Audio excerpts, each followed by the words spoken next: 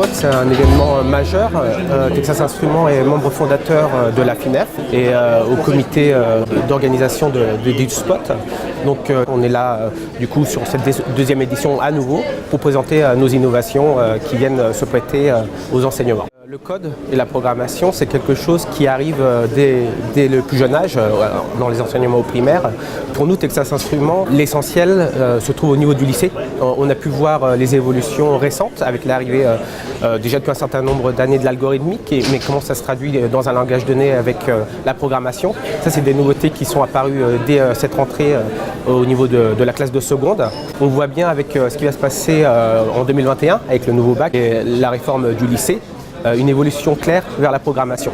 Donc pour nous, Texas Instruments, c'est comment accompagner ces changements, ces évolutions avec des innovations technologiques qui peuvent donner du sens à l'algorithmique et la programmation. J'appuie sur Entrée, on place le nuancier sous le rover, ce qui est le cas, et lui va commencer à lire graphiquement les couleurs qui apparaissent sous le véhicule et les retranscrire à l'écran de la calculatrice. On est en train de simuler simplement le fonctionnement d'un scanner.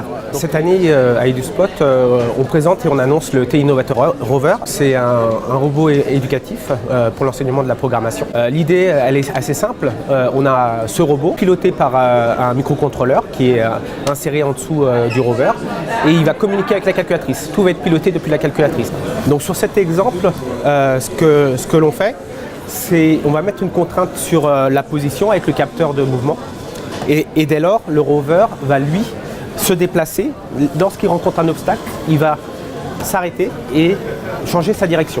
L'idée, c'est de montrer qu'on peut avoir des applications liées notamment à tout ce qui est automotive. On voit aujourd'hui évoluer les véhicules avec des systèmes de stationnement automatique. Ça implique tout un tas de capteurs.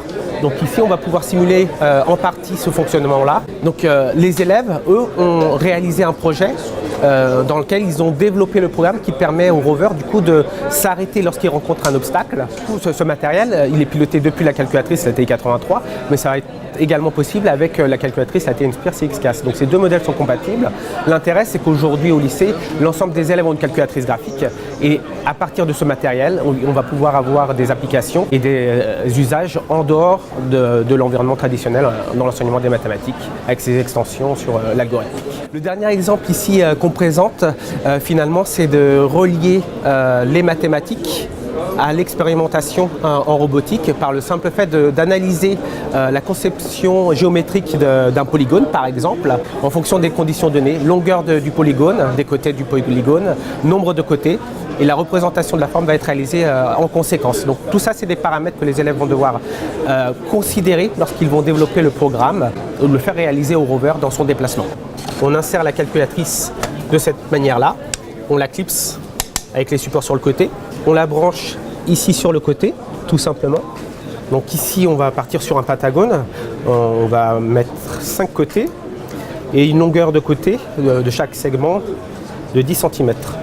Donc c'est une manière expérimentale de valider le programme qui aura été conçu en amont, la réalisation d'un polygone avec toutes les contraintes mathématiques que ça peut induire. On se base sur l'équipement des élèves, effectivement, on peut s'appuyer là-dessus et on enrichit avec un certain nombre de robots. On n'a pas besoin d'avoir nécessairement un robot par élève, des travaux par groupe. Les élèves arrivent avec leur calculatrice, le branchent au robot et valident leur programme par une exécution et un test en temps réel.